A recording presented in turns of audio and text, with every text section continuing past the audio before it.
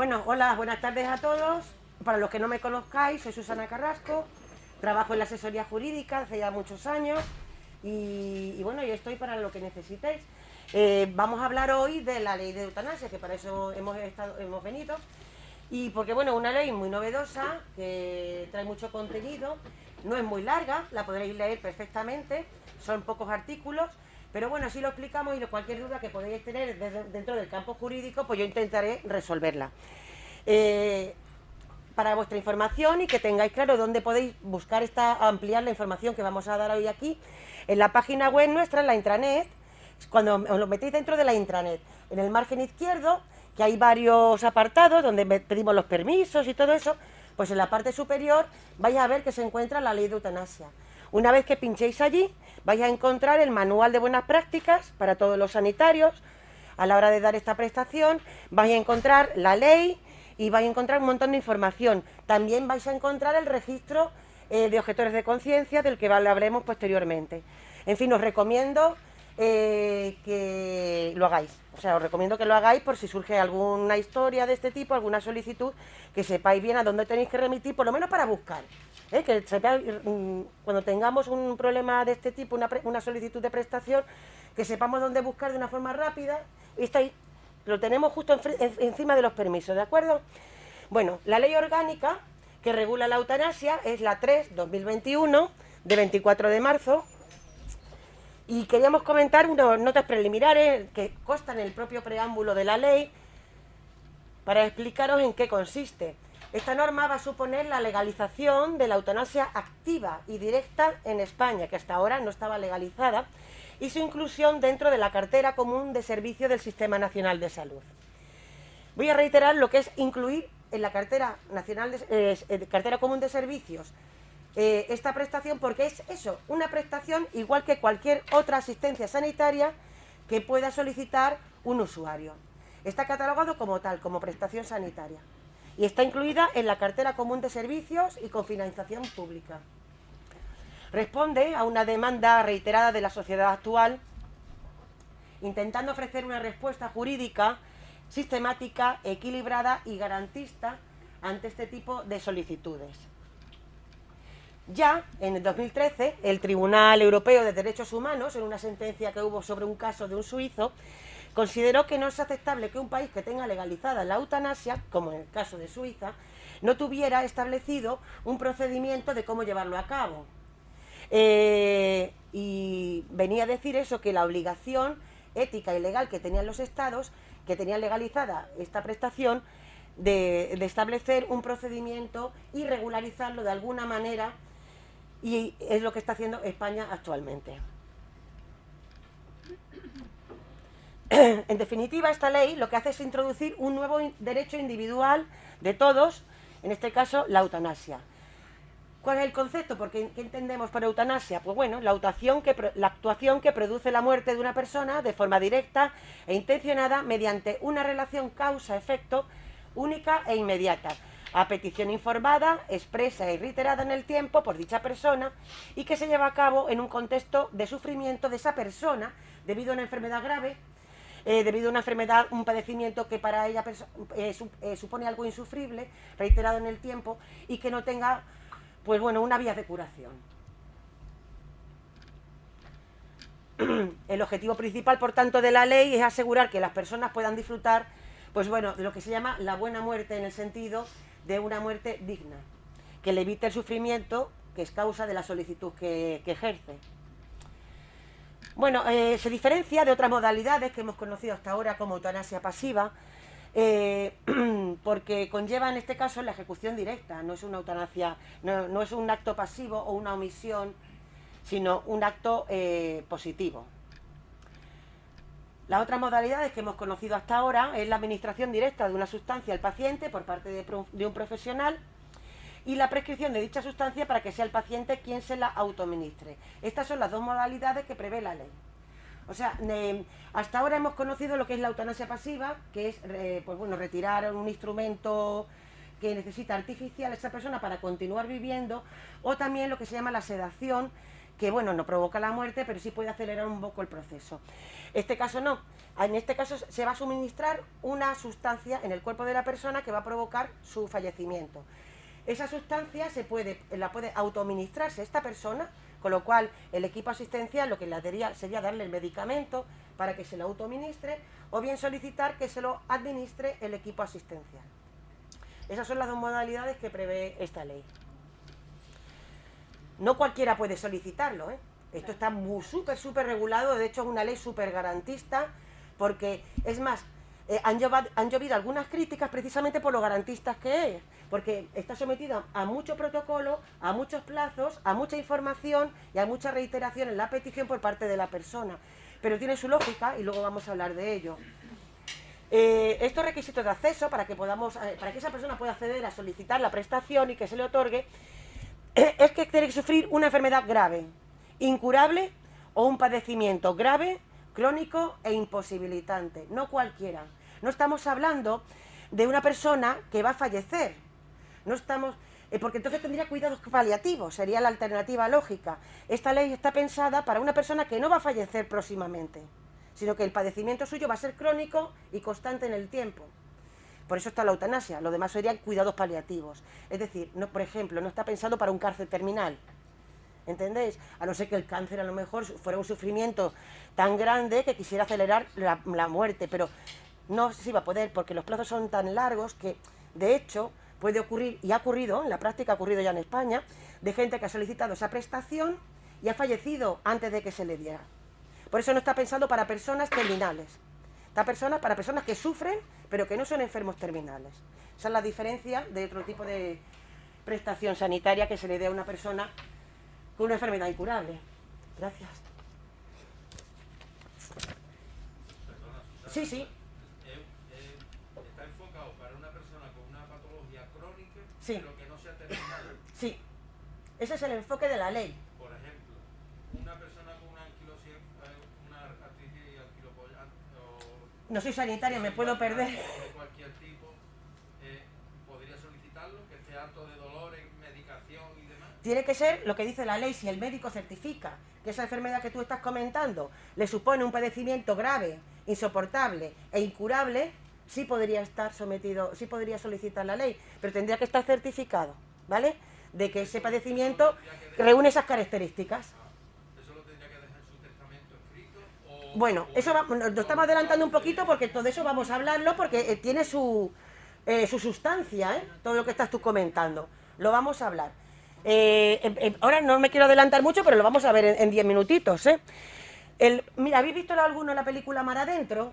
Sí. Todos sabemos de qué va. Pues está pensado para ese tipo de personas, ¿vale? Para personas que quieren fallecer y porque su sufrimiento es insoportable. También puede ser otra patología que no suponga un sufrimiento, digamos, físico de inmovilización, como en el caso de una tetraplegia. Puede ser un sufrimiento de dolores continuados que realmente le haga la vida insoportable. Estaría incluido aquí, ¿de acuerdo? Ya, por ejemplo, una depresión no. Porque cuando se hace un análisis de las personas que van a solicitar esta prestación, más o menos todos están deprimidos, porque es que si no, no vas a pedir morir, ¿sabes? Entonces no está pensado para temas psíquicos, que no te digo yo que en algún caso, no lo sé, yo creo que no. Bueno, te digo que no. De entrada, siempre habría alguien del comité o algún médico evaluador o alguno de los juristas que diría, esto no está contemplado en la ley. Ese sufrimiento va bien físico, aunque habla de también psíquico, ¿eh? Era psíquico, sí, pero claro, basado en una patología, no en una depresión, ¿vale? Basado en una patología que le produce una inmovilidad, va a estar contemplado eso. ¿En un Alzheimer? El Alzheimer, mira, el Alzheimer, primero esa persona tendría que tener un testamento vital previo diciendo que quiere fallecer. Al extremo de que tú no... Ahora lo vamos a hablar, porque es lo mismo que estaba comentando él. Es importante el tema de lo que es la incapacidad de hecho en un momento dado. No, pero por ejemplo, a mí me diagnostican ahora un Alzheimer y Sí. yo creo que en una progresión de aquí a años, entonces yo, aunque estoy en mis facultades y lo tengo diagnosticado, Sí. yo digo, pues yo quiero que me... Mira, ya casos particulares, porque ten en cuenta que esto va a pasar por evaluación de muchísimas personas. Si tú estás bien en ese momento, dudo mucho que nadie te vaya a dar la prestación. Eso es cuando tú tuvieras ya el padecimiento crónico. Con lo cual yo te aconsejaría que hicieras un testamento vital diciendo lo que tú estás contando ahora. Que cuando yo ya no esté muy mal físicamente y psíquicamente, ya no sea yo, quiero que se me practique la eutanasia. Pero es cuando tú estés padeciendo, no adelantándote al padecimiento. ¿Vale? Por eso mismo hay que hacer el testamento vital si tú realmente te quieres acoger a esta ley en un futuro, cuando tú no puedes dar tu consentimiento, porque se exige ese consentimiento. Lo vamos a ver, de hecho está aquí. Los usuarios tienen que formar esa voluntad, o sea, que tiene que ser una voluntad férrea, constante, perseverante, libre de injerencias, y hablo de injerencias de familiares, de allegados, fruto de reflexión y contando con toda la información relevante del proceso y de las alternativas que podría también optar. Es una de las formas del consentimiento informado, que todos sabemos cuál es, pero muy cualificada. El consentimiento informado ha ido evolucionando a lo largo de nuestra doctrina judicial y nuestras leyes, donde ya se regula de una forma muy exhaustiva y muy concreta, es la Ley 41/2002, la de derechos de los pacientes y documentación clínica. Ahí viene muy bien regulada. Pero esto da un paso más, es un paso más. Se exige de una forma más exhaustiva. Luego también lo podemos comentar después, pero por ejemplo en la Ley 41/2002, cuando hablas del consentimiento informado normalmente es verbal, quitando las intervenciones quirúrgicas, por ejemplo, o intervenciones más agresivas, que ya se pide por escrito. ¿Pero por qué se pide por escrito? Porque necesitamos acreditar que esa persona ha recibido la información, en caso de un pleito, de cualquier problema que pudiera haber. Es una forma de acreditar que se ha dado la información, pero no porque se exija que tenga que ser por escrito, sino porque nos conviene a todos, a él también, que ese consentimiento conste por escrito cuando hay una intervención que pueda tener consecuencias gravosas para su salud. ¿Qué ocurre aquí? Que aquí no le vamos a poder pedir el testimonio a una persona que ha fallecido, por lo cual es requisito procedimental, es decir, si no consta, no se va a poder dar la prestación. Sin embargo, aunque no conste por escrito un consentimiento, sí, a veces se han hecho intervenciones, por descuido, por lo que tú quieras, ¿vale? Pero se han hecho. En este caso, no se podría nunca llevar, si no está el consentimiento por escrito de esta persona, por 2 veces además. Perdona, Susana. Sí. Para ejecutar esto, ¿hay un equipo específico Sí, para sí, poderlo sí. administrar? Sí. Habrá un equipo específico, todavía no hemos tenido ningún caso, pero sí en el resto de España sí ha habido casos, ¿vale? El procedimiento es largo, y hay intervienen 2 médicos, el médico responsable, posteriormente el médico consultor, y luego también está la comisión de garantía y evaluación, que nombrará también a su vez a otras 2 personas, que será un jurista y un médico, pues para que valoren que procedimentalmente todo es correcto y que esa persona reúne todos los requisitos para que se le pueda dar esa prestación. Antecedentes legislativos de esta ley. Bueno, hemos tenido antecedentes parciales en algunas comunidades autónomas, que como sabemos, como tienen las transferencias sanitarias las comunidades autónomas, las tenemos transferidas y tienen competencias legislativas, han legislado sobre ello. Pero han legislado sobre lo que llamamos la eutanasia pasiva, porque la activa hasta ahora no se había promulgado, entonces estaba prohibida. De hecho, esta ley lo que ha supuesto es una modificación del Código Penal, porque la eutanasia activa estaba penalizada y ahora mismo sigue estándolo, siempre y cuando no te acojas a esta ley. O sea, una persona en su casa no podría ayudar a otro a fallecer. Si te acoges a esta ley, está totalmente despenalizado. Y así viene regulado actualmente en el Código Penal. Así vemos que hubo una ley en Andalucía sobre la dignidad de las personas en el proceso de la muerte. En el 2011 fue en Aragón, también dignidad de las personas en el proceso a morir. Personas enfermas terminales en Galicia, en el 2015, y la del 2018, que fue en la Comunidad de Valencia. Pero todas hablaban a la eutanasia pasiva, que es la no adopción de tratamientos tendentes a prolongar la vida, como ya sabéis vosotros perfectamente, o la interrupción de los mismos, y la eutanasia activa e indirecta, o los cuidados paliativos, lo que es, digamos, la sedación. Bueno, aquí viene la definición de lo que es sedación, que no creo que haga falta que os lo cuente. Del consentimiento informado, de su evolución, hemos estado hablando, y es importante porque hay que respetar sobre todo la dignidad de las personas y su autonomía de la voluntad en el ámbito sanitario, que eso ya estaba reconocido y ahora muchísimo más.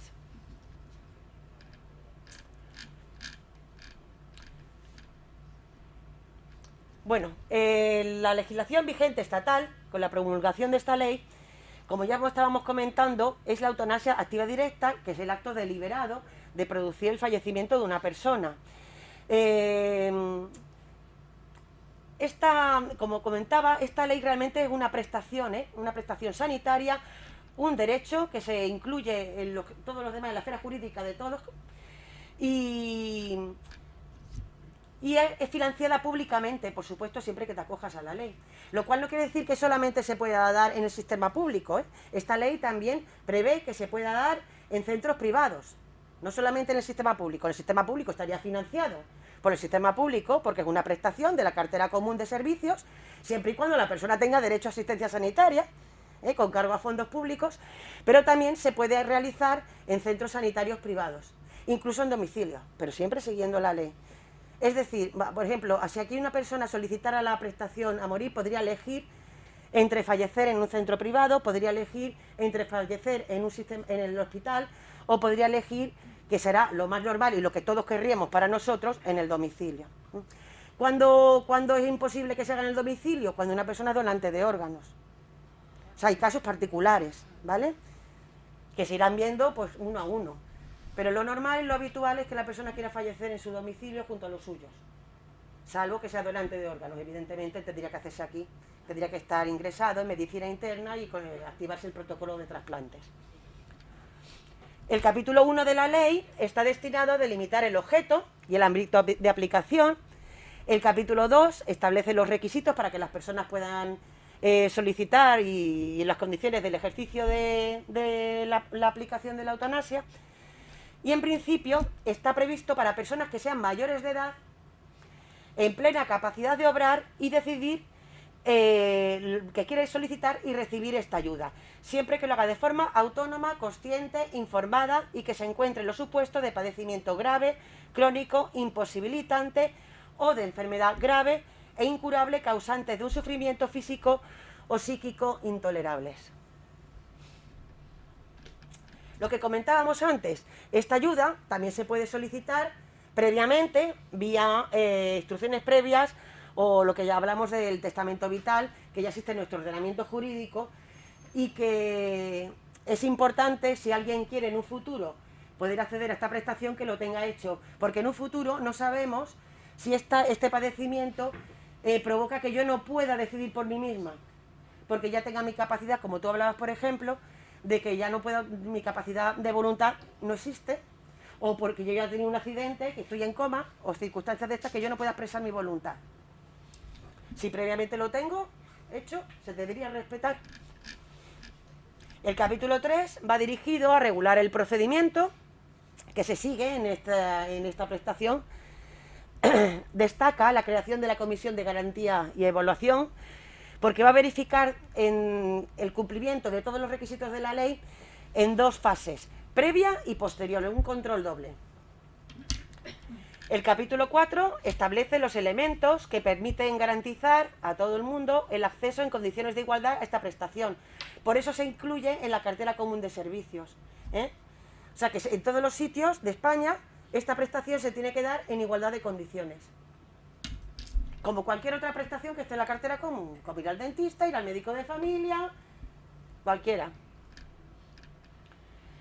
Como vemos aquí en el artículo 14, se realizará en los centros sanitarios con independencia de la naturaleza pública, privada o concertada, como estábamos comentando, incluso en el domicilio también.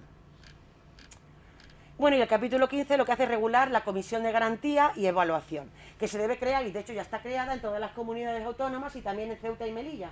En concreto en Ceuta se creó en el 17 de septiembre. Luego la ley tiene una serie de disposiciones adicionales que hablan de la naturaleza de lo que es la eutanasia, y una vez que una persona fallezca por la aplicación de esta prestación, se va a considerar que fallece de muerte natural, independientemente de cómo se codifique internamente y tal, pero el fallecimiento será por muerte natural, así va a estar catalogada. La ley, otra parte de la disposición, habla de asegurar a las personas que tengan cierta discapacidad para expresar su voluntad, favorecérselo. Bueno, lo normal. Si una persona es sordomuda, eso no quiere decir que no tenga perfectamente capacidad de obrar. Simplemente habrá que ayudarla para poder expresar su voluntad.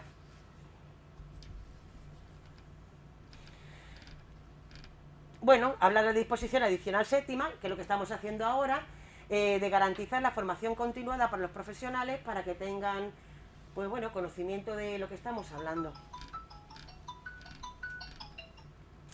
Y bueno, la disposición final, que es muy importante, es la modificación de la Ley Orgánica del Código Penal, fundamental, si no, no podríamos dar esta prestación.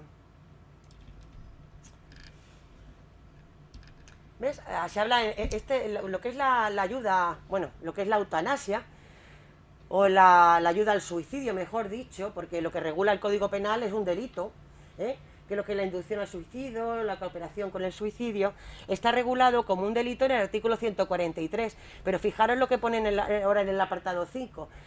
No incurrirá en responsabilidad penal quien causare o cooperare activamente a la muerte de otra persona cumpliendo lo estipulado en la Ley Orgánica Reguladora de la Eutanasia. Y esa es la modificación que se ha introducido, totalmente necesaria para poder dar esta prestación. Bueno, la eutanasia se ha regularizado como un verdadero derecho fundamental recogido en la propia Constitución española. Por eso se regula como una ley orgánica. Los derechos fundamentales se desarrollan mediante ley orgánica. Los demás derechos que aparecen en la Constitución mediante ley ordinaria. Es una forma de... La ley orgánica necesita una cualificación a la hora de elaborarse y a la hora de aprobarse. ¿Por qué? Porque desarrollan derechos fundamentales. Y el derecho a la eutanasia está superligado a derechos totalmente constitucionales, como el artículo 15, que es la integridad física y moral de la persona, el artículo 10, la dignidad humana, que está totalmente vinculado con lo que es el derecho a la prestación a la eutanasia, el valor superior de la libertad ideológica y de conciencia, o el derecho a la intimidad. Todos estos derechos fundamentales que están regulados, pues se articulan y se desarrollan a través de leyes orgánicas, como es el caso, porque realmente es una prestación que podemos decir, vamos a ver, el Tribunal Constitucional, cuando ha ido desarrollando su jurisprudencia y su doctrina al cabo de los años, y al estudiar todos estos derechos fundamentales que hemos visto en el pasado, hay gente que ha ayudado a otros a suicidarse, ha ido evolucionando su criterio. Al principio siempre daba un derecho mucho más relevante al derecho a la vida, a otros derechos que estamos viendo aquí. Sin embargo, ha ido articulando y modificando con el tiempo un poco su doctrina, de tal manera que ese deber constitucional de imponer o tutelar la vida a toda costa ya no existe. Ya no hay que tutelar la vida a toda costa. Hay que también tutelar la dignidad de la persona, el derecho a su intimidad y a su integridad física y moral. Es decir, es que, vamos a ver, mi opinión personal en este sentido, no vale defender el derecho a la vida a toda costa. No, hay personas que están sufriendo muchísimo y que no quiere decir que todo el mundo tenga que solicitar. Esto es un derecho, como derecho es un derecho, no es una obligación, pero para nadie, no es solamente para las personas como usuarios, también para los profesionales,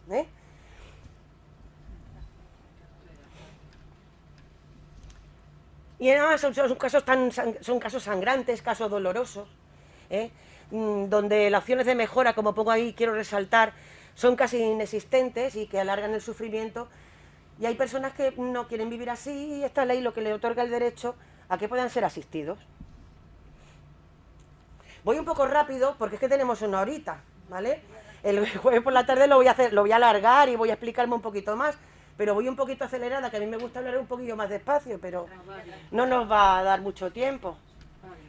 De todas formas, si tenéis dudas, por favor preguntadme, porque para eso estoy, voy a intentar resolverlas, porque es importante que entendáis. ¿Te corto otra vez, Susana? Sí. No te creas que me importa que me corten, porque así me puedo también yo explicar mejor. Dime. Mira, ¿habrá un gabinete que se encargue de recepción y elaboración y encauzar? Sí, sí, sí, sí. ¿O va a ser varios sitios donde poder...? Vamos a ver, ahora lo vamos a ver detenidamente porque vamos a ir artículo a artículo para que lo veáis de una forma resumida cómo la ley articula todo el procedimiento desde el principio. Pero hay varias personas que están implicadas en este procedimiento. pero va a estar todo guiado a través del comité. El comité de garantía y evaluación... ubicado ¿Eh? donde tú te puedas dirigir para eso. Sí, sí. Vamos a ver, el comité somos una serie de personas físicas que se van a reunir cada X tiempo y sobre todo cuando surja una petición. Pero que el comité de garantía y evaluación no solamente está para controlar, también va a estar para resolver dudas de los profesionales que tengan cuando haya una solicitud. ¿Y dónde va a estar ubicado? Pues mira, pues mira, nos podemos ubicar aquí, en la dirección territorial, pues son gente de Ingesa, somos gente de aquí que estamos trabajando aquí, ¿sabes? Pues un órgano colegiado, pues el órgano colegiado no tiene que tener una sede, la sede está en Ceuta, pertenece al Sistema Nacional de Salud, a Ingesa, y nos reuniremos por donde se pueda, pues, ¿sabes? Pero vamos, que somos personas que estamos físicas, que trabajamos aquí, no es gente ajena al Ingesa, son todos trabajadores de Ingesa. Una pregunta también. Sí.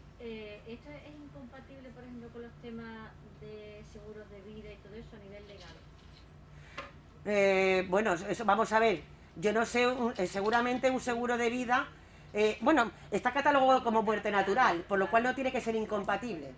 Eso no se estudia en la ley, porque estamos hablando ya de la ley de seguros, de todas las objeciones que va a hacer una compañía aseguradora para no abonar la prestación a los beneficiarios. Ya sabemos cómo funcionan. Es decir, van a poner pega siempre. Pero como la ley se asegura de que sea una muerte natural, esa persona va a fallecer por el padecimiento que pasaba, por su enfermedad. No va a fallecer por eutanasia. Literalmente va a fallecer, va a tener muerte natural. No va a ser una muerte provocada, digamos, ¿vale? En la que se pudiera excusar una compañía aseguradora a la hora de abonar la prima que corresponda. Esto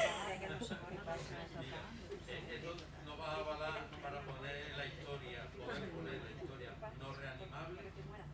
Vamos a ver, en la historia clínica hay que meter todo esto, lo vamos a ver, ¿vale? Es que todas estas solicitudes, el consentimiento informado y todas las peticiones que haga esta persona y su proceso va a estar incluido en la historia clínica. De hecho, la ley lo exige así. Susana, te voy a preguntar, el comité este que estaría 24 horas localizable. Vamos a ver, el comité es un órgano colegiado. Los órganos colegiados no están sentados en la mesa 24 horas esperando que alguien los llame. Cuando haya una prestación, el comité se va a reunir. Cuando haya una solicitud de prestación, el comité tendrá sus reuniones ordinarias como cualquier órgano colegiado. Pero, por ejemplo, a la hora de un certificado de defunción, ¿el médico qué hace? El médico certificará la muerte de ese paciente como tenga que certificarla, por muerte natural, por aplicación de la ley de eutanasia. Yo no sé cómo vosotros rellenáis vuestros certificados médicos, pero si tú me preguntas cómo sería correcto legalmente, muerte natural, aplicación ley de eutanasia. Pero ya no sé cómo se rellenan los certificados de defunción, porque yo no soy sanitaria. Mira, ¿sabes dónde puede estar eso? No, pero vamos a ver, eso tú no te preocupes porque eso no es de un día para otro. Si a ti te tocara ser médico responsable o aplicar, formar parte del equipo asistencial que va a aplicar el medicamento, tú vas a tener eso resuelto antes de que eso ocurra, tú no te preocupes. Y aparte, en el manual de buenas prácticas ahí vienen todas las cosas sanitarias, que yo ahí no me meto, porque yo estoy hablando de los aspectos jurídicos. Pero la certificación la realizaría algún profesional que ha participado. Exactamente, claro, el que estaría allí cuando se produzca la defunción, es el que va a certificar la muerte del paciente. Y aparte que eso está todo regulado en el manual de buenas prácticas de la eutanasia, que estoy diciendo donde podéis consultarlo, porque eso sí que es aplicación práctica para los sanitarios. Todo lo que tenéis que saber, vienen los formularios, cómo es la objeción de conciencia, cómo se regula lo que hay en la incapacidad de hecho, cómo son los medicamentos, cómo todo lo que es la aplicación sanitaria, lo que es la práctica vuestra, en concreto. Pero te digo, si vosotros ya prevéis el darle la pastilla o lo que sea al paciente, su médico, como puedo ser yo, formo parte de eso, o yo estoy ajena a eso y vosotros me decís, oye, ¿qué tal? No, vamos a ver, el comité no te va a decir nada a ti en concreto. Cuando una persona solicite esta prestación, se va a activar un protocolo, que es el que vamos a ver en la ley, y se designará a un médico responsable, se va a designar a un médico consultor, y se va a designar luego un médico que va a ir con el jurista para comprobar que, que no tiene que ser el médico de cabecera, o sí, dependiendo. No hay una persona designadas por antemano. No hay personas... Es libre Sí, efectivamente, efectivamente. Lo único que sí pido, y me estoy adelantando, por la importancia que esta prestación tiene, y no por el tema de la administración, por favor, tened en cuenta que cuando una persona solicita esto porque está sufriendo. Entonces las personas que quieran voluntariamente registrarse como gestores de conciencia pueden hacerlo.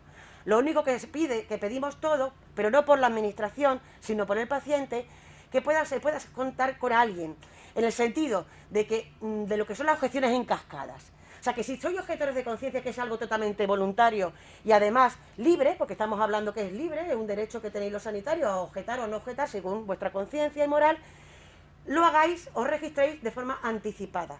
No cuando surja un problema y entonces la administración decide a una persona, diga, ay, yo no soy objetor. Pasemos a la siguiente, ay, no, yo soy objetor. Y tengamos objeciones de conciencia en cascada que provoquen que esa persona no pueda ser asistida. ¿Qué ocurre? Si hubiese muchas objeciones de conciencia, la administración puede prever otros medios para atraer y tal. Pero eso tiene que estar previsto antes de que haya solicitudes. De ahí la importancia de estas charlas, para que seáis conscientes de que la objeción de conciencia no es un tema de índole laboral, no es un tema técnico de que yo no sepa administrar la medicación o porque yo no entienda, porque eso se estudia y se lee. Es un tema de conciencia, exclusivamente. Entonces, si realmente vosotros no queréis, porque vuestra moral no estaría de acuerdo, no estaríais cómodos con esta ley, os registráis como objetores de conciencia.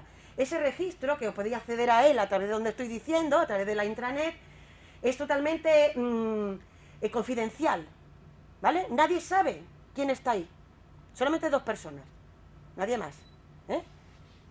O sea que es totalmente confidencial, nadie os va a decir nada por estar allí porque nadie lo va a saber, ¿de acuerdo? O sea, pero por favor, lo que sí tenéis que saber, si tenéis ese problema de conciencia con esta ley, hacerlo previamente para que, bueno, se puedan buscar alternativas en el caso que hubiera muchas objeciones. Lo cual decir que esto no quiere decir que no lo podéis hacer posteriormente. Pero bueno, si lo tenéis claro, pues que lo hagáis antes, pues mejor. Pero por el paciente, para que el paciente no tenga la demora de que ahora no se puede formar un equipo porque todo el mundo es objetor de conciencia. Eso se puede prever. Ahora, que vosotros pensáis que no sois objetores, os llega el problema y realmente os encontráis que moralmente os va a costar mucho emocionalmente, podéis hacerlo. O sea, que se puede hacer en cualquier momento, pero la ley pide que sea anticipadamente, ¿eh? Pero por esto, por el paciente. Y no por cuestiones laborales, porque tengo mucho trabajo, no. Porque cuando vosotros estéis con esto, no vais a estar haciendo otro tipo de labor. Vais a estar dedicado al trabajo que os tocaría con este tipo de prestación, claro. ¿Y uno puede ser objetor de conciencia en un caso y en otro no? No, vamos a ver. Tú me hablas de otra cosa, ¿verdad? Tú me hablas de lo que es la abstención, porque conozcas a una persona. Sí, eso sería distinto, eso sería un motivo de abstención, ¿de acuerdo? Pero no sería una objeción de conciencia. A ti moralmente la ley te puede parecer bien, o bueno, bien, no hace falta que te parezca bien, quiere decirte que no tienes un problema moral con dar esta prestación porque entiendes que esa persona lo pueda necesitar, pero resulta que es un familiar tuyo, una persona querida, un amigo, un conocido. No, eso sería una abstención, un motivo de abstención, que está previsto en la ley para cualquiera, no solamente para los profesionales médicos. Igual que está el equipo de paliativo, Sí. la ley esta contempla el equipo ejecutor de No, eutanasia no, mortal. por ahora no. Yo no sé si esto es con el... Sí. No, por ahora no. Yo no sé si con el tiempo se llegará a hacer. Pero también hay personas... Vamos a ver, no tiene por qué tocarle siempre la china a todo el mundo. Esto no es agradable. No, pero vamos a ver. El registro de objeción de conciencia está. Para cuando surja una petición, se puede acceder a ese registro y formar un equipo y ver que ese equipo, ninguno de ellos está inscrito en el registro. Para eso está el registro. Pero no tienen que ser siempre los mismos. Oye, que a lo mejor en un futuro se decide así, porque bueno, pues puede ser, porque esta ley, como acaba de empezar, todavía le falta perfilar muchas cosas y sellar muchas lagunas.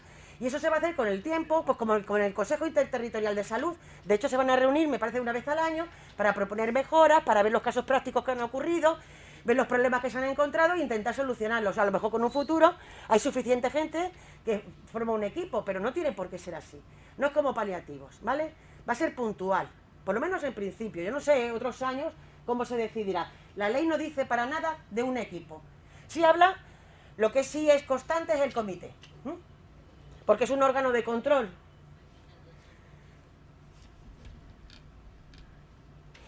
Bueno, vamos a continuar.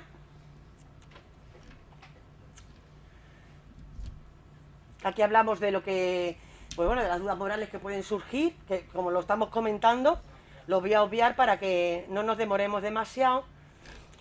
Pero bueno, sí os digo que como es una prestación, la denegación injustificada podría comportar una infracción. Además está previsto en la propia ley como una infracción de las que constan en la Ley General de Sanidad, la 1486, independientemente de que podría también tener otro tipo de responsabilidad. Es decir, si nosotros no somos objetores y tenemos que aplicar una prestación, pues como cualquier otra. De ahí la importancia del registro. Porque es una prestación, tú tienes un paciente y tú no puedes denegarle asistencia médica, no puedes, ¿no? Pues esto es una prestación también, igual, está catalogada de la misma manera, para que lo tengáis claro en ese sentido. Y por supuesto, si la vais a hacer, la tenéis que hacer conforme a la ley Sartis. Eso no quiere decir que no puedas tener errores, todo el mundo tiene errores, pero en principio no pueden ser deliberados, jamás, sería una infracción, porque aumentaría el sufrimiento de una persona, entonces lo entenderéis, claro. Aquí hablamos del registro de profesionales sanitarios, objetores de conciencia, que es lo que estábamos comentando, que está previsto en el artículo 16, y es donde la ley pues establece que los profesionales directamente implicados, no estamos hablando de que podamos dar información, porque podemos ayudar en cierta manera, y no está directamente implicado en lo que es la prestación de ayuda para morir. Por ejemplo, en el tema de los abortos voluntarios, puede haber objetores de conciencia, pero el servicio de ginecología da información.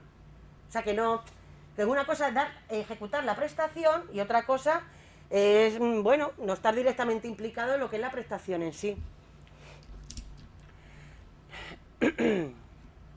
Hablamos que el rechazo a realizar la citada prestación por razones de conciencia es una decisión individual del profesional sanitario directamente implicado en su realización, la cual deberá manifestarse anticipadamente y por escrito. De ahí, y de hecho os digo que hay comunidades que están rechazando ya de entrada, por ejemplo Cataluña está rechazando las objeciones de conciencia cuando no se hacen anticipadamente, por el tema de las objeciones en cascada, por el perjuicio que le puede suponer al paciente el alargar este proceso, que ya de por sí es largo. Se calcula que yendo todo bien son unos 40 días. Imaginaros si va todo mal. También hay una obligación por parte de la Administración Sanitaria de crear un registro de profesionales sanitarios, de objetores de conciencia, en el que se deben inscribir las declaraciones de objeción de conciencia para realizar la misma. ¿Para qué? Para tener por objeto facilitar la necesaria información a la Administración Sanitaria y poder así garantizar que se pueda dar esta prestación de ayuda para morir. Luego hay dos escenarios que recuerda la ley más adelante, que es verdad que desde un punto de vista ético puede ser distinto, porque no es lo mismo dar una medicación para que se la autoadministre una persona, aplicarla directamente, puede ser diferente o ocasionar algún problema moral a los profesionales sanitarios. No es exactamente así, pero no lo vamos a saber hasta que lo solicite esa persona, que es la que tiene el derecho a optar, si puede, porque hay personas que no podrán optar porque no tienen movilidad ninguna. Bueno, ahora quiero hablar un poquito de sintaxis de la ley, son poquitos artículos, y aquí vais a ver cómo se va desarrollando todo el proceso. Como al principio, en el artículo 1 lo que habla es del objeto de la ley, que así empiezan todas las leyes. Hablan de qué consisten y es regular el derecho que corresponde a las personas que cumplan las condiciones exigidas y el procedimiento que se va a seguir para que pueda aplicarse esta sustancia. Habla de los deberes del personal sanitario y también regula las obligaciones de la administración. Bueno, es de aplicación a todas las personas. Hablamos de personas físicas y jurídicas. Cuando hablamos de personas jurídicas hablamos de administración, de centros concertados, centros privados, siempre y cuando se encuentren en territorio español. En el artículo 3 vienen las definiciones, como tenéis la ley también en la intranet, por si tenéis alguna duda podéis recurrir a ella. Ahí vienen todas las definiciones de los términos que estamos hablando, que los conocéis perfectamente, lo que es el consentimiento informado, lo que es un padecimiento grave, crónico, imposibilitante. Sí, es importante que entendáis que son limitaciones que inciden sobre la autonomía física y actividades de la vida diaria, de manera que no permita valerse por sí mismo, que tenga dificultades o imposibilidad de capacidad de expresión y de relación, y todo ello que le suponga un sufrimiento físico o psíquico para esa persona constante e intolerable. Y además que persiste en el tiempo, sin posibilidad de curación. Claro, ninguno sabemos la tecnología que puede haber en un futuro, pero estamos hablando siempre de cómo se encuentra la tecnología científica y sanitaria en el momento en que se solicita. Se define lo que es una gravedad grave e incurable. Y aquí sí os va a interesar más los conceptos de médico responsable y de médico consultor.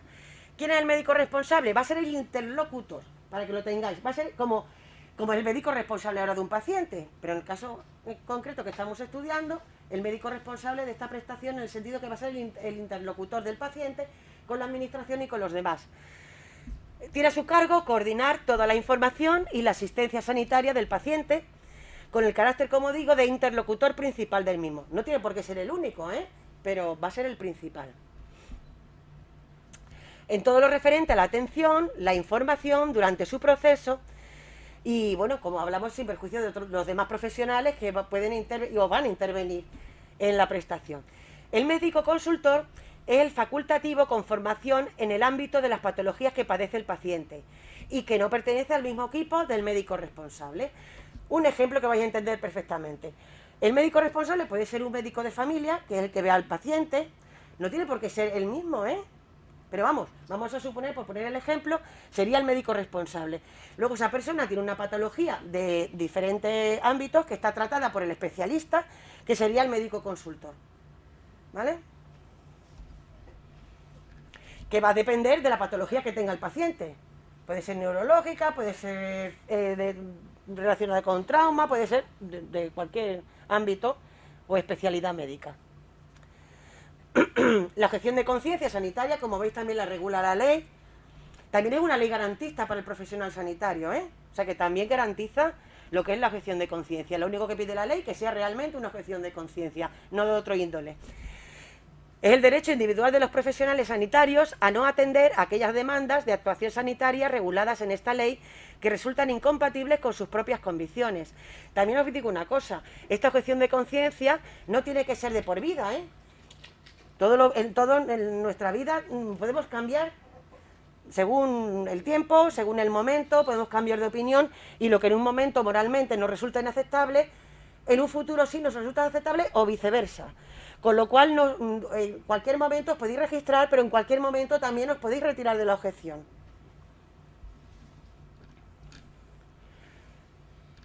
Bueno, aquí hemos hablado de la administración y la administración directa. Importante la situación de incapacidad de hecho, en relación a las dos preguntas que nos estáis haciendo, que es cuando una persona carece de entendimiento y voluntad suficiente para regirse de forma autónoma, plena y efectiva, y eso con independencia a cuando habla la ley de adoptar medidas de apoyo para el ejercicio de la capacidad jurídica, se refiere al incapacitado legalmente. Eso es con independencia. Aquí estamos hablando de una persona que puede estar o no estar incapacitada legalmente, pero carece de entendimiento y voluntad suficiente. Cualquiera de nosotros que tuviéramos un accidente, por ejemplo, y nos quedáramos en coma, o estuviéramos inconscientes, no podríamos tener capacidad de hecho, porque no podemos acreditar nuestra voluntad ni expresarla. Perdona, Susana, en ese caso, el tutor legal no podría acceder. No, bajo ningún concepto. Es una ley muy garantista en ese sentido, lo vamos a ver más adelante, pero no me importa adelantarme porque yo creo que es de los conceptos más importantes que tenéis que tener claro. Aquí la familia no pinta nada, ¿vale? Nada. Nada. El enfermo, si es el enfermo o es consciente y puede expresar su voluntad, o previamente ha hecho un testamento vital, unas instrucciones previas. Si no tiene ninguna de esas dos cosas, esa persona no va a poder ser objeto de la eutanasia, nunca. Ningún familiar, ningún allegado va a poder decidir por él, a no ser que yo tenga un testamento vital, unas instrucciones previas, donde yo haya dejado a un representante para que sea mi interlocutor. En esas instrucciones previas yo diré lo que quiero, lo que no quiero. A ver, estáis aquí, lo podéis acceder a ellas en atención al paciente os dan los formularios. Ahí yo voy a decidir qué va a ser con mi vida por si yo en un futuro no puedo hacerlo. Y dejaré 2 representantes, un titular, un suplente y va a haber varios testigos. O sea, un documento donde realmente estás expresando tu voluntad con muchas garantías. Tienes que nombrar a 2 representantes, a 4 testigos y todos tienen que firmar tu papelito. No es baladí. En ese caso, si yo tengo mi testamento vital y ya no puedo prestar y estoy incapacitada, porque en ese momento no puedo prestar mi voluntad, el representante que yo haya dejado designado será el interlocutor y el que diga, fulana de tal quería esto, y lo presentaría y se actuaría en consecuencia a lo que yo haya decidido en el momento en que podía hacerlo. La familia, ¿por qué no puede intervenir aquí nada? Porque estamos hablando de la muerte de una persona.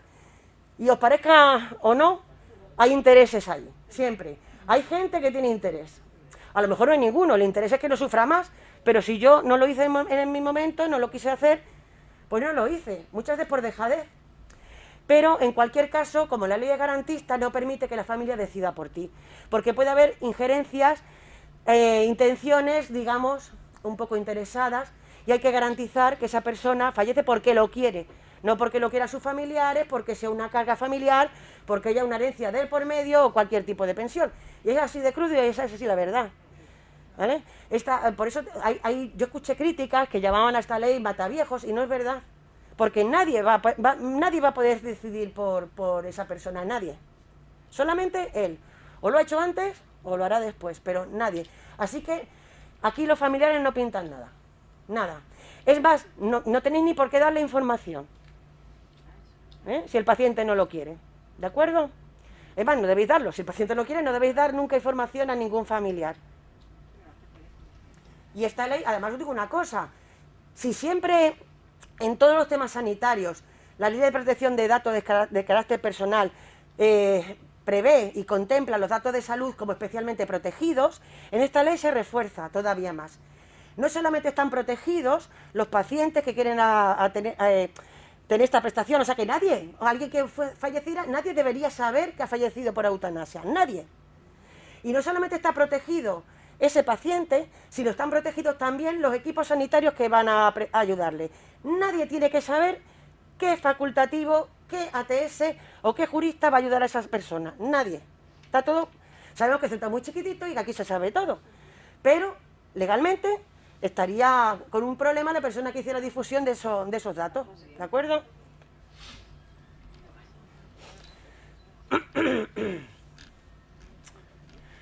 Bueno, como antes me hablabais de la historia clínica, en el artículo 4 se contempla que en la historia clínica del paciente tiene que quedar constancia de toda la información que ha sido recibida por parte del usuario, del paciente que está solicitándolo y que esté totalmente comprendida. Igual que el consentimiento informado, normalmente pasa que este está más cualificado. En el manual de buenas prácticas vais a encontrar los consentimientos, la información que tenéis que dar y todos los datos prácticos a la hora. ¿Y por qué? Porque está hecho con todo el Sistema Nacional de Salud.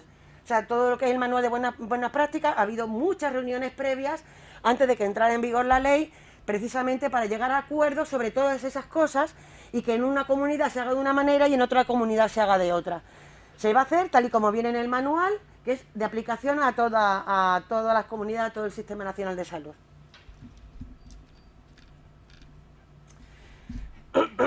¿Veis? Aquí dice que la ley garantiza los medios, los recursos de apoyo para una persona que tenga problemas para expresar su voluntad.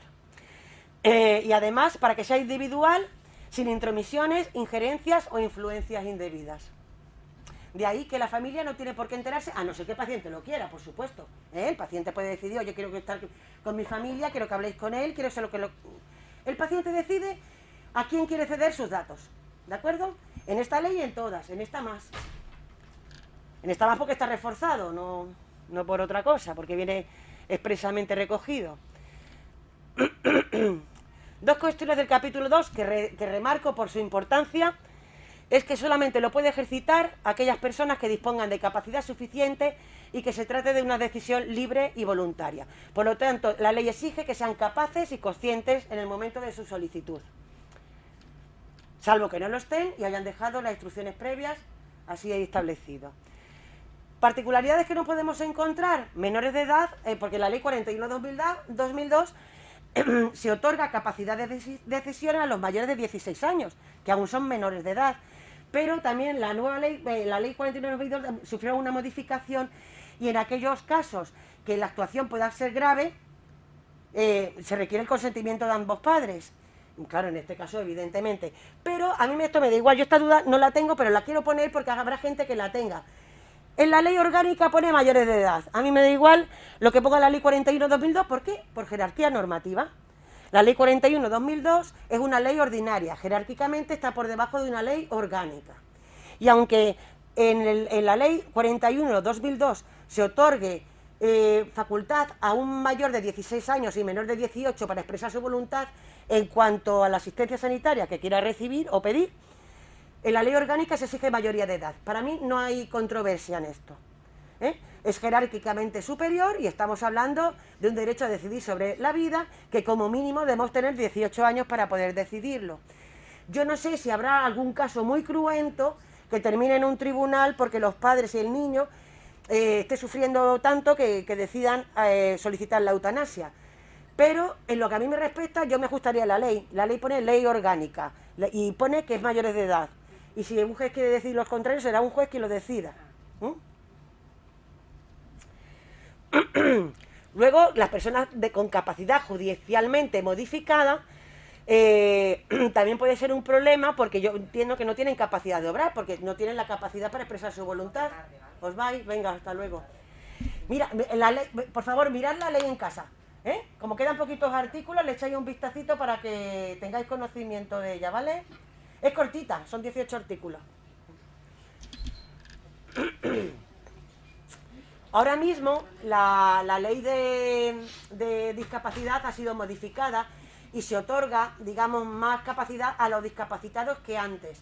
Esto puede ocasionar algún problema con la ley actual, esta que estamos estudiando, porque habla de capacidad, que tienes que estar capacitado para poder solicitar la prestación. Yo creo que en caso de duda, los jueces se van a encontrar con algún problema.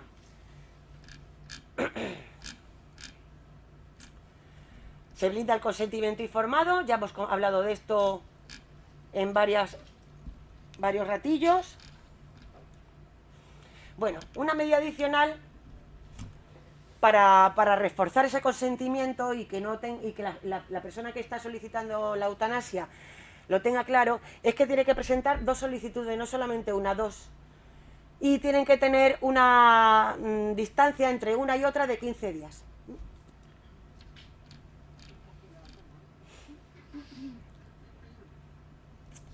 Como hemos comentado, se requiere que la situación clínica del paciente tenga la suficientemente entidad para que pueda solicitarla, sin posibilidad de mejoría apreciable. Es decir, no solamente tenemos un requisito en cuanto a la voluntad de la persona, sino también en cuanto a las condiciones médicas en las que se encuentra en curso.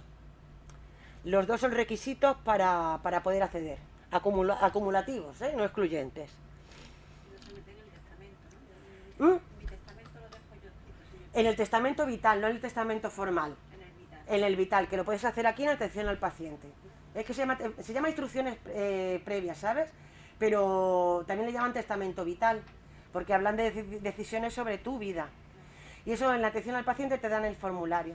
Y ahí tú vas poniendo tus crucecitas de lo que quieres, de lo que no quieres, y lo decides. Y luego puedes ampliarlo en las cosas que tú creas convenientes. Pero no tiene nada que ver con el testamento notarial. Un banco generalizado, porque suponte que yo hago el testamento vital aquí, pero luego me voy a vivir a Galicia, sí, y me pasa en Galicia, sí, y yo tengo el testamento. Sí, vamos a ver, ese es el problema que tenemos con cualquier parte de la historia clínica actualmente, porque ya tenía que estar integrada la historia clínica a nivel centralizado y no lo está. Eso está previsto desde el 2003 con la ley de cohesión y todavía no lo tenemos. No, lo puedes decir, tú puedes añadirlo si quieres, pero no, el testamento vital está enfocado a eso y está incluido en tu historia clínica. El testamento que tú tengas ante un notario, en últimas voluntades, en el registro de últimas voluntades, eso no forma parte de tu historia clínica, eso forma parte de tu esfera jurídica, ¿vale? Yo aconsejo que lo pongáis aquí. Tú puedes hacer mención para que sepan tus descendientes, o bueno, perdona, tus beneficiarios de un testamento, de que existe un testamento vital y que se encuentran en el hospital de Ceuta, por ejemplo, para que tengan conocimiento. ¿Qué te aconsejo tal y como está ahora mismo? Que lo sepan tu familia. Que lo sepas tu familia, porque así el día que te pase algo, si tú lo tienes, podrán comentarlo en el hospital, que mi familiar tenía el testamento vital, pero como forma parte de la historia clínica, el médico que te va a ver los va a saber, ¿sabes? ¿Qué problema? Que si te pasa en Galicia, pues lo mismo que si te pasa ahora mismo, que como no tenemos acceso a la historia clínica actualmente porque no está intercomunicada, pues no van a saber las patologías previas que tú tienes. Tendrán que pedir aquí, como se hace actualmente, el historial médico tuyo. Eso es así. Pero es que no es que no están intercomunicadas, que no está el sistema todavía operativo. Hay algunas cosas que están empezando a hacerse, pero ahora mismo la verdad que no funciona todavía del todo, ¿sabes? Hay alguna parte, se va a empezar ya, y yo no sé si hay algo de algunos documentos de la historia clínica, los más importantes, que ya se va a poder tener acceso, pero yo lo probé y yo no pude, ¿sabes? Lo probé, porque como la historia clínica es del paciente, tú puedes tener acceso, y todavía no sé si, ¿para cuándo? Debería estar próximamente. Bueno, ¿qué se exige para que poder solicitar? Tener la nacional española, o ser residente legal en España, o certificado de empadronamiento que acredite un tiempo de permanencia mínimo de 12 meses en España. Y luego, aquí te están haciendo de los requisitos. Pero ojo, si lo quieres con financiación pública, tienes que ser asegurado. Porque forma parte de la cartera común de servicios, ¿vale? Disponer por escrito de la información que exista sobre el proceso médico, las diferentes alternativas que puede haber a esta petición, igual que se hace con el aborto, siempre hay que informar sobre las ayudas alternativas, la posibilidad de adopción, en fin, ayudas a la maternidad, pues aquí lo mismo, en cuanto a, vamos, en relación a de lo que estamos hablando, que normalmente serán cuidados paliativos, ayudas a la discapacidad. Las dos solicitudes que estamos hablando, que las dos tienen que expresarse de forma voluntaria y por escrito, pues tiene que haber acreditación por escrito, ya hemos explicado el porqué, y una separación de al menos 15 días naturales entre ambas. ¿Qué ocurre aquí? Hay una salvedad. Si el médico responsable considera que la capacidad de las personas se puede perder de una forma rápida, es decir, en menos de 15 días, puede, informando sobre ello, por escrito también, para que la segunda solicitud se realice en un periodo inferior a 15 días. Porque a lo mejor porque el proceso degenerativo mental es muy rápido y piensa el médico responsable que en 15 días no va a poder hacer la segunda solicitud. Entonces lo podría acelerar. Es el único plazo que permite la ley reducir en función de lo que entienda el médico responsable. El sufrimiento de la enfermedad grave, el consentimiento informado, que también se incorpora en la historia clínica. ¿Cuándo no se va a incorporar en la historia clínica el consentimiento informado y las solicitudes? Pues cuando esa persona, como hemos dicho, no tenga la capacidad de obrar, no pueda expresar su voluntad, y en ese caso tendrá obligatoriamente que existir un documento previo de instrucciones o testamento vital. La incapacidad de hecho, ¿cómo se valora? Pues bueno, también lo tenéis todo en el manual, en los protocolos de actuación que se encuentran en el manual publicado en la intranet. Ahí es cómo se va a valorar la incapacidad de hecho de una persona.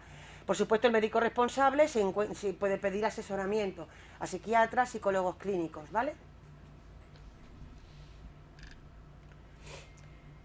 Bueno, ¿la ayuda cómo se solicita? Pues como cualquier otra solicitud, por escrito, fechado, firmado. Si es un discapacitado físico, pues usando los medios de ayuda que se le puedan ofrecer para que exprese su voluntad de otro modo. Este documento se debe firmar en presencia del profesional sanitario que lo va a rubricar, es decir, va a dar testimonio de que esa persona lo está solicitando. Si no es el médico responsable, porque puede que no lo sea, se lo entregará a este, ¿de acuerdo? El escrito deberá incorporarse a la historia clínica del paciente. Es decir, una persona puede estar con su médico de cabecera, con su médico especialista, que no es el médico responsable, es otro, y en ese momento quiere solicitarlo. Solicita el impreso, se le tiene que dar, y el médico que lo está acompañando va a testificar, va a rubricar la petición. Eso no quiere decir que esa persona continúe con el procedimiento, simplemente está dando testimonio de que esa persona en ese momento está firmando. Perdona, Susana, ¿esa solicitud a dónde tiene que ir a recogerla? O... Bueno, las solicitudes, cuando lo pida, está también en el manual, está en la página de intranet. Si se lo pide a su médico, el médico las debería imprimir y dársela para que la rellene. ¿Vale? Es que me repito otra vez lo que te preguntaba. ¿No va a haber un sitio ubicado que se indique? No hay ningún sitio ubicado. De hecho, en el único no hay. Pero ni aquí ni en la mayoría de las comunidades. Valencia está estudiando. Vamos a ver. En comunidades muy grandes, a lo mejor. Aquí llevamos ya 6 meses con esta ley y no ha habido ni una solicitud. En Ceuta, por su idiosincrasia y por ser pequeña, no creo que vaya a haber muchas solicitudes. En una comunidad grande sí puede haber muchas solicitudes. Estamos hablando de población, ¿vale? Entonces no va a haber un sitio para... Vamos a ver, si esta persona está tiene un sufrimiento, no va a ir a buscar el formulario, o lo irá a buscar su familiar, o se lo pedirá al médico, el médico se lo puede imprimir y se lo da. No va a haber una oficina de la eutanasia. No. Y después todas las herramientas no están hechas. Entonces, Bueno, no estoy de acuerdo contigo, te lo digo porque lo sé. es que eso lo vivimos todos los días. No, pero vamos a ver, todos los días, Siempre va por detrás de los acontecimientos. en este caso, así será, porque no tenemos ninguna práctica previa, no ha ocurrido nunca. Pero no estoy de acuerdo con lo que tú estás diciendo. Sí está formado el comité que va a guiar a todo el proceso. Sí, pero el comité no está ubicado en un sitio en concreto. Que es como- Mira, eso ya son apreciaciones tuyas, quiero decirte, ningún comité... No, es que tú no entiendes lo que es un órgano colegiado, es el problema. Un órgano colegiado es una figura jurídica de varias personas físicas que forman un órgano y una persona física, un órgano colegiado. Eso no se reúne nunca. Ningún órgano colegiado de ninguna administración está reunida siempre. Se convoca. ¿Quién lo convoca? El secretario. ¿Vale? ¿Quién es el secretario? Pues quien sea. El caso que el secretario, cuando surja un problema, convocará y se reunirá el día que se convoque. El secretario convocará en función del presidente del comité. Ningún órgano colegiado de España entera, de ningún tipo, está ubicado constantemente en ningún sitio. Son personas que están trabajando. Somos funcionarios. Y entonces, cuando se convoca, se reúnen. Ya está, igual que la Junta de Personal, para que me entiendas. ¿Vale? Es un órgano colegiado y nunca está físicamente, constantemente en ningún lado. A ver, en los casos previstos en el artículo 252, lo que estaba comentando, que el médico responsable puede solicitar que se reduzcan los plazos, ¿de acuerdo? Y en el caso de que sea consciente, porque se lo haya dicho la persona o el familiar que tenga conocimiento de ello o aparezca en la historia clínica, podrá coger el testamento vital para incorporarlo al procedimiento, en el caso de que esa persona no tenga capacidad o voluntad de expresar su voluntad. Puede solicitar tiene la capacidad de solicitar que el testamento vital que tenía se imprima y poder usarlo, porque va a tener que actuar de conformidad a la petición que se hizo en su momento. Ahora, ¿qué ocurre? Ponte que el médico responsable reciba la solicitud y vea que esa persona no reúne los requisitos suficientes para poder prestar, para que se le pueda prestar la ayuda a morir. En ese caso, esa denegación del médico responsable siempre tiene que ser por escrito y de manera motivada, porque esa denegación va a ir al comité de garantía y evaluación, que va a evaluar si realmente es correcto o no. Y además, la persona solicitante tiene que ser informada por el propio médico responsable de ese informe negativo a la prestación que está solicitando. ¿Por qué? Porque la puede recurrir, y la va a recurrir ante el comité de garantía y evaluación. Y va a ser el que decide el comité si se continúa o no se continúa con el procedimiento. Pero el médico responsable puede pensar que no, esa persona ni padece o no tiene un padecimiento grave o de la suficiente entidad como para realizarle la prestación de ayuda a morir. O bien porque la persona no tiene un testamento vital y no tiene la capacidad suficiente como para prestar su voluntad. También lo puede denegar por esos motivos, por uno de los dos. O al contrario, que el médico diga que sí y el comité diga que no, ¿no? Bueno, el comité no va a decir que no, no. El comité no, vamos a ver, si el médico responsable, el médico consultor, que también va a dar un informe favorable o no, y luego las dos personas que designa el comité están de acuerdo, el comité va a decir que sí. De hecho, las dos personas que después de todo este proceso, antes de practicar la eutanasia, tienen que ver que el procedimiento es correcto, si ambas están de acuerdo, se considera una propuesta de resolución afirmativa. El comité simplemente diría que sí.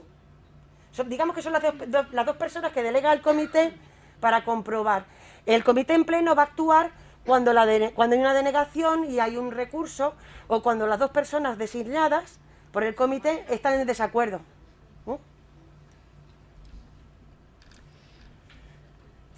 Bueno, aquí hablamos ya de plazos, que os lo puedo contar, pero os se nos va a olvidar a todos, o sea que si alguna vez ocurre, simplemente os tenéis que ir al capítulo 3, artículos 8 a 12, que ahí vienen todos los plazos. Bueno, sí os puedo decir que el médico responsable que deniega la primera solicitud sí dispone de 5 días desde que se le haya denegado al paciente para mandar ese informe desestimatorio al Comité de Garantía de Evaluación. Es un informe, más que nada, hablando de los datos clínicos del paciente y de por qué lo deniega, ¿entiendes? Basado pues en su criterio médico, en su criterio de lo que está evaluando. Sí, ya me está empezando a picar. A ver, las dos solicitudes se presentan con 15 días, en ambas hay que dar información al paciente, en ambas, y se tiene que iniciar un proceso deliberativo. Cuando hay una primera solicitud, el médico responsable tiene que hablar con la persona que la ha solicitado para explicarle toda la información de la que estamos hablando, las alternativas de su proceso y explicarle cómo va a ir todo. Y para dejarle después de esa información un tiempo para que se lo piense. Si después de ese tiempo, es que como, ya tengo que ir, pero como me tome un caramelo no voy a poder hablar bien, me voy a ahogar, después me lo voy a tomar, si no, no voy a poder. Susana, una preguntita. Sí. ¿El comité siempre será el mismo? ¿Qué? ¿El comité siempre estará representado por las mismas personas? Sí, de hecho los titulares están nombrados. ¿Están nombrados Sí, ya? están nombrados y hay sustitutos también. Por eso les digo, el comité existe, lo que pasa es que el comité no tiene estructura física.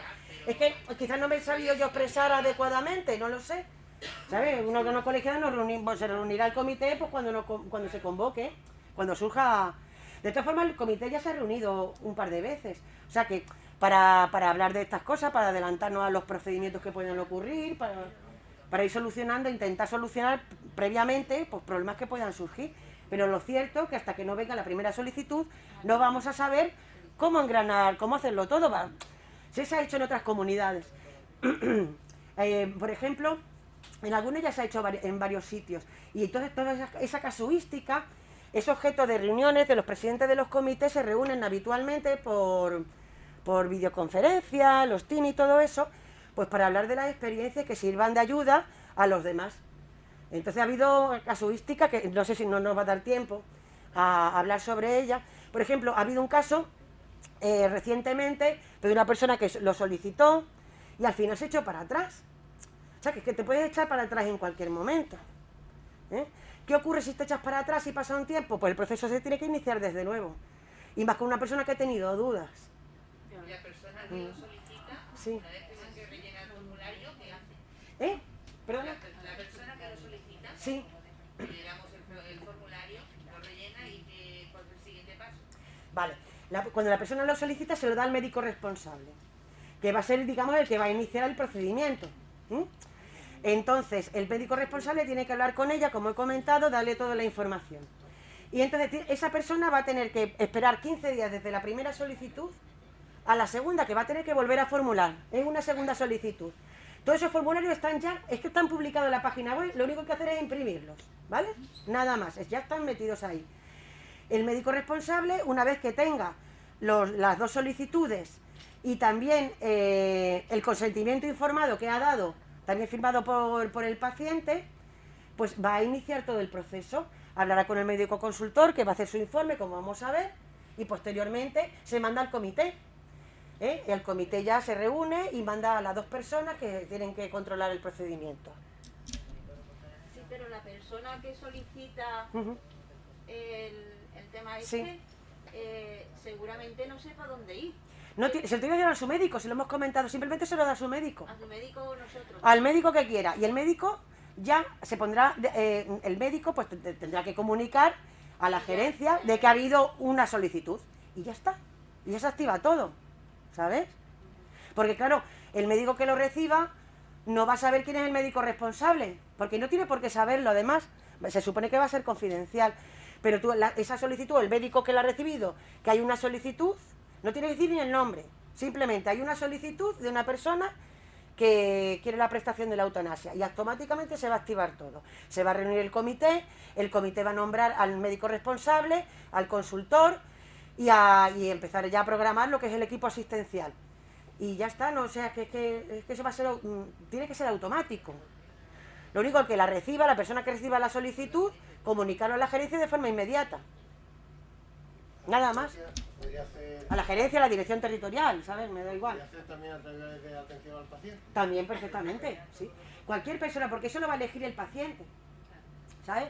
O sea, el paciente lo va a elegir una vez que pida la solicitud y la rellene, automáticamente la persona que la reciba debe comunicarlo, guardando la debida confidencialidad, ¿vale? Siempre que se pueda, por supuesto, que se debe poder, porque hay medios para hacerlo. Simplemente decir, tengo una solicitud, pum, pum, se nombra el médico responsable, que ya es el que se va a encargar de ser el interlocutor. O sea que realmente no hay que tener un sitio físico para nada, ¿sabes? Y de hecho, solamente de todas las comunidades, solamente está estudiando tener un sitio físico, digamos, como una oficina centralizada, Valencia. Nada más, todas las demás no, porque es que no es necesario, ni siquiera conveniente, creo yo. Hombre, estás esperando a ver quién. Claro, tener en cuenta que a lo mejor una comunidad grande, pues a lo mejor, pero Ceuta, que en 6 meses no ha habido ni una, 6, no, 7, 8 meses ya de ley. Ni creo que vaya a haber muchas, como vas a tener una oficina y unas personas así. Entonces no es una cosa práctica.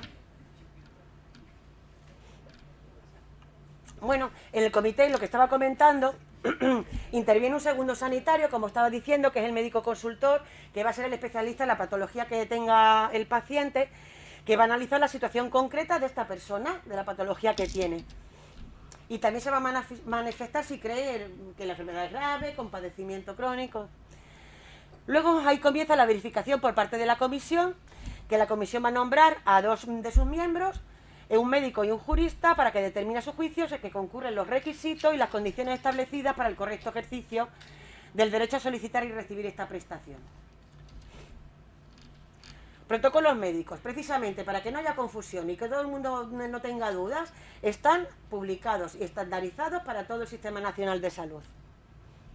Y le da mucha importancia a lo que es el manual de las buenas prácticas sanitarias, con los formularios y las explicaciones sanitarias sobre esta prestación, que cualquier duda yo creo que la podéis ahí resolver, me refiero a las sanitarias, ¿vale? Bueno, ¿qué ocurre? El procedimiento, que es lo que os puede interesar a vosotros más. Una vez que reciba la primera solicitud, el médico responsable, en el plazo de 2 días, se va a iniciar el proceso deliberativo con el paciente, explicarle toda la situación y darle toda la información. Aparte de hablar, por escrito se la va a dar también. Esa información también estará estandarizada en cuanto a las ayudas de paliativos y de discapacidades y tal.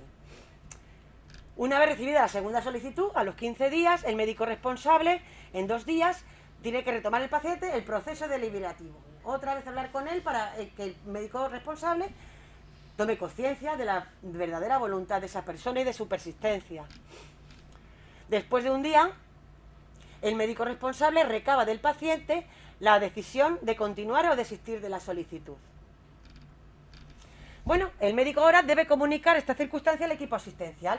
El equipo asistencial ya estará nombrado, ¿eh? El comité de garantía y evaluación ya se dedicará a nombrar el equipo asistencial para que el médico responsable se pueda reunir con él.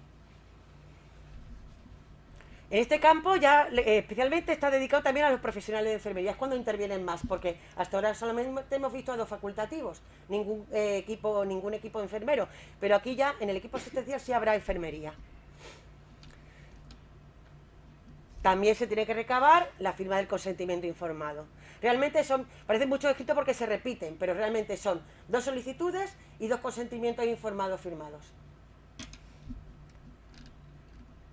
El médico responsable debe consultar al médico consultor, quien tras estudiar la historia clínica del paciente y después de examinarlo, vea que se reúnen las condiciones físicas que se requieren para poder dar esta prestación.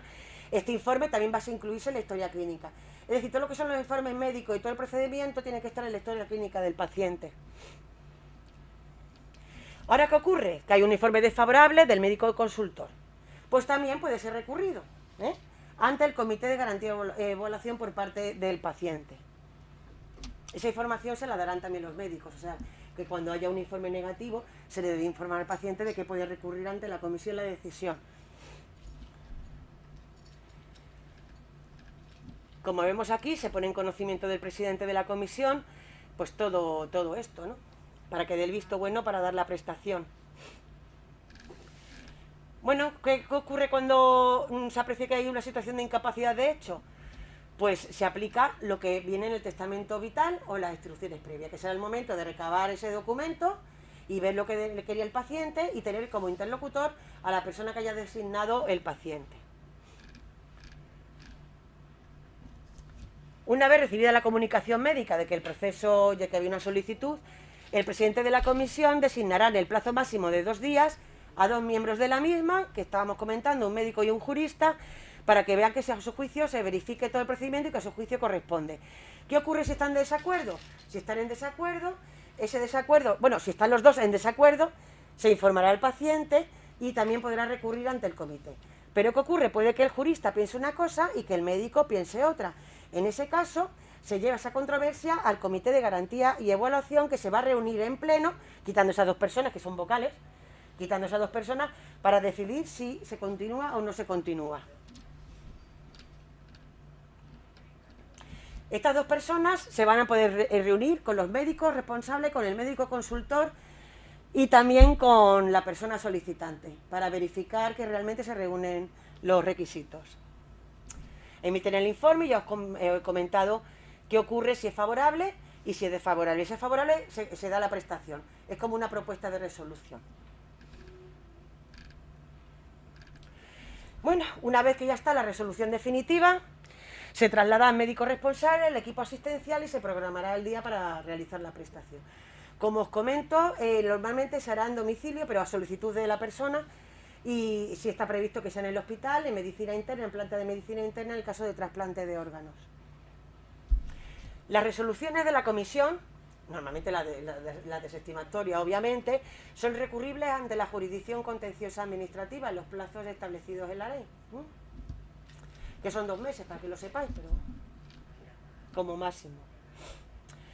¿Qué se pide? Pues que los protocolos a la hora de prestar la ayuda se haga con el máximo cuidado, profesionalidad, aplicando los protocolos que están previamente establecidos, con los kits de medicación que están previamente establecidos. Se recomiendan 2 kits por si falla uno.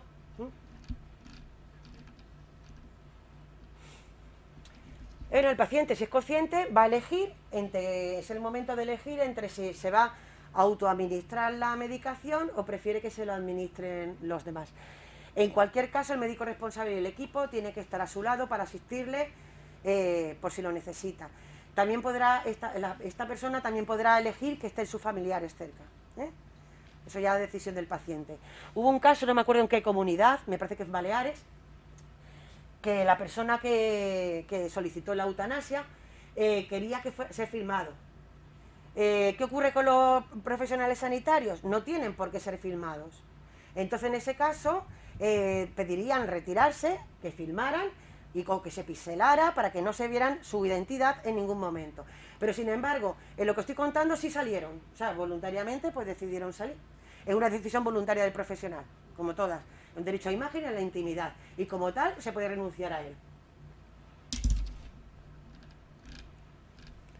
Bueno, una vez realizada la prestación, en el plazo de 5 días hábiles, el médico responsable debe remitir a la comisión 2 documentos separados, como 2 sobres. En un sobre están los documentos identificativos, es para salvaguardar la intimidad de las personas. En un sobre van a estar los documentos identificativos de todos los intervinientes, tanto del paciente como el representante en el caso que se haya hecho por testamento vital, como el médico responsable y el médico consultor. Ahí está la identidad la especialidad y todos los datos de todos ellos.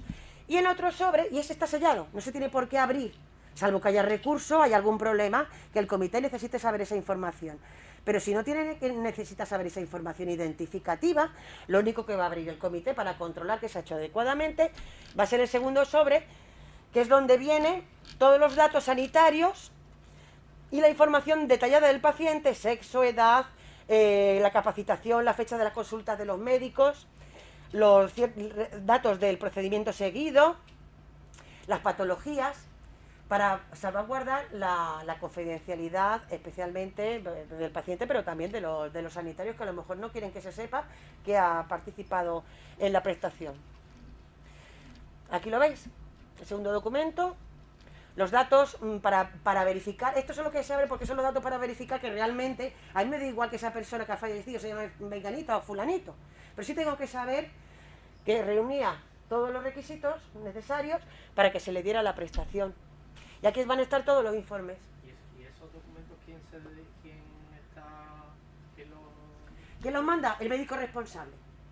Los dos documentos los manda el médico responsable. El primero con los datos identificativos y el segundo con los datos sanitarios de la prestación en concreto, cómo se ha realizado y tal. O sea, que es el médico responsable que tiene que hacer recopilación de todo eso. Sí, es el interlocutor. Así es. Todo eso se encuentra también en el manual. Quiero decir, estos documentos también están allí establecidos para rellenar y para que veáis cómo se realiza. En fin, en principio, sí rellenan unos formularios, pero en realidad, bueno, sí, es que tienes que hacer esos informes. El médico responsable tiene que hacer un informe, lo demás están recopilados. Pero sí tendrá que rellenar estos datos porque así viene establecido en la ley y luego también en los protocolos.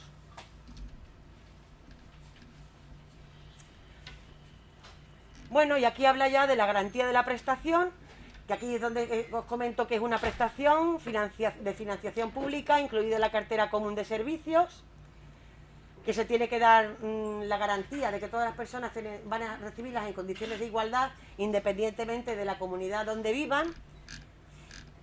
Y ya son cuestiones más técnicas que veo que se hace tarde y que no voy a poder darlas.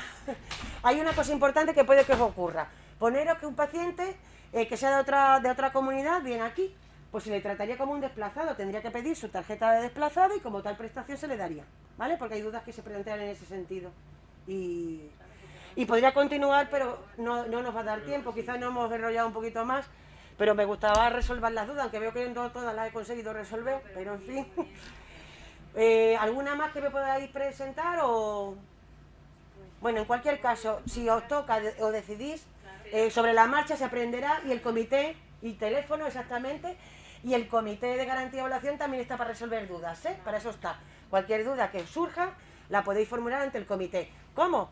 No hace falta tener un sitio físico. En el registro mandáis la petición, por favor, el comité, que me tengo estas dudas, y el comité se reuniría y la resolvería.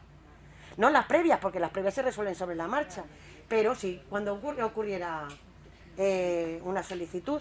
Luego en la página web de Ingesa también vais a ver, ya no en la parte de intranet, en la parte general, que hay un montón de preguntas y con respuestas incluidas que resolverían muchas dudas de las que tenéis. En la página web, área sanitaria, no la intranet, sino la general.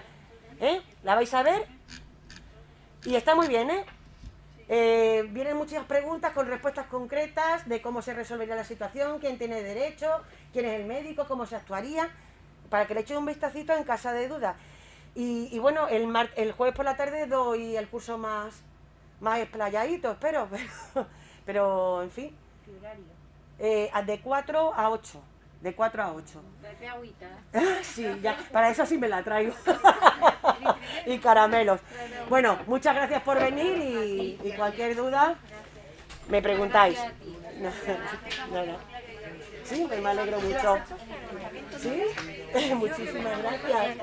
¿Sí? Pues muchísimas gracias. Me quedo un poco apurada con el... Me alegro, muchísimas gracias, hasta luego. Ay, sí, espera. Voy a cerrar esto, que si no Jacobo...